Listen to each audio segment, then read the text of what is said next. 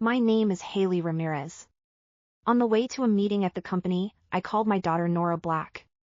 But on the other end of the line came a voice exactly like mine. She said she was me from 3 years later.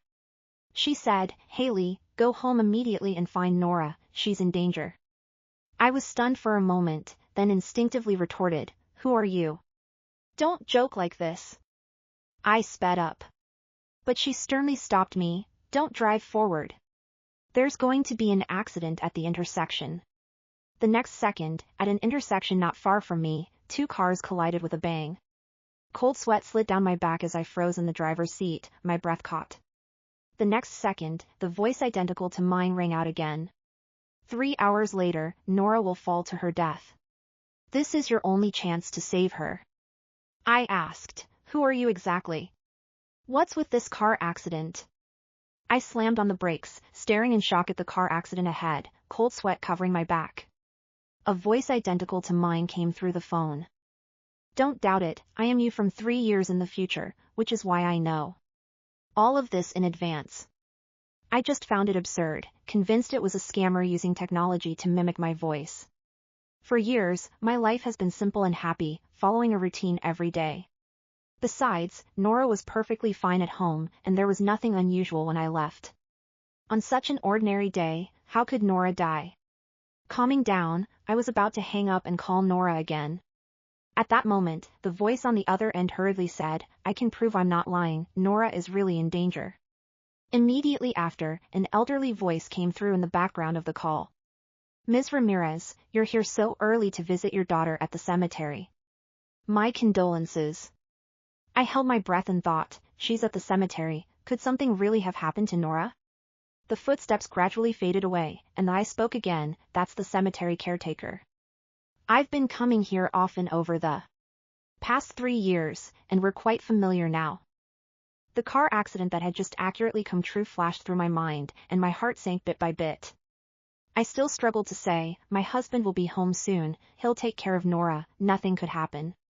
There was a light chuckle on the other end of the phone, followed by a few things that would happen later. She said, "At 1:15, your husband Carlos Black will call to tell you he's working overtime today and won't be back this afternoon. You'll immediately call your good friend Freya Martin, but she'll say she's out traveling. 5 minutes later, your secretary Ruby Ford will call to urge you, and you'll have no choice but to give up going home and head back to the office." I listened in a daze, subconsciously glancing at my watch. It is 1:14 now. The second hand completes a circle, and the phone rings right on time. It's Carlos. He said, "Babe, I have to work overtime today, so I won't be home for dinner." I subconsciously asked him, "Didn't we agree you'd take care of the kid this afternoon? If you don't come home, what about Nora?" Carlos sounded relaxed. "Nora staying home for half a day won't be a problem. Don't worry too much. I have something urgent, gotta go." After saying that, he hung up the phone. I looked at the car accident scene not far away and dialed Freya's number. She said with a smile, "Sorry, Haley, I went on a trip and just got off the plane.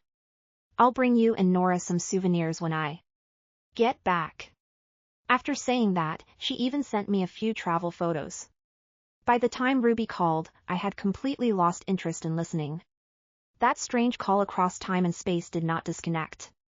The me on the phone had a hoarse voice. "Haley, trust me. I tried to send you a photo, just hoping to change this ending." The phone vibrated, and a multimedia message popped up. It was a black and white tombstone. In the photo above, Nora was smiling brightly. The thought of Nora lying in a cold grave made my heart ache sharply. Thinking of this, I no longer hesitated and immediately turned around to head home. Even if there's a 1 in a million chance, I won't allow any accident to happen. The moment I opened the door and saw Nora, my anxious heart finally settled. Nora's eyes lit up, and she ran over to me, grabbing my arm. She said, "Mom, why are you back so soon?"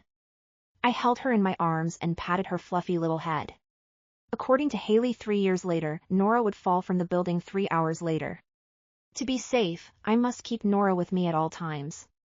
I said, "Nora, how about coming to the office with me today? I'll buy you a strawberry cake." She cheered and immediately went to the entrance to change her shoes, as if afraid I might change my mind. We reached the office smoothly without anything happening. Ruby came to report to me, and sure enough, the partner originally scheduled to attend the meeting was absent without notice. I was secretly surprised that another thing came true, and at the same time, I became more nervous, holding Nora's hand tightly. Without letting go. This time, I took the initiative to call, and sure enough, the unknown number was connected. I said, "Nora is safe now. You said she would fall from the building, there must be a reason. Something like this can't happen for no reason." However, my future self said there were no clues at all.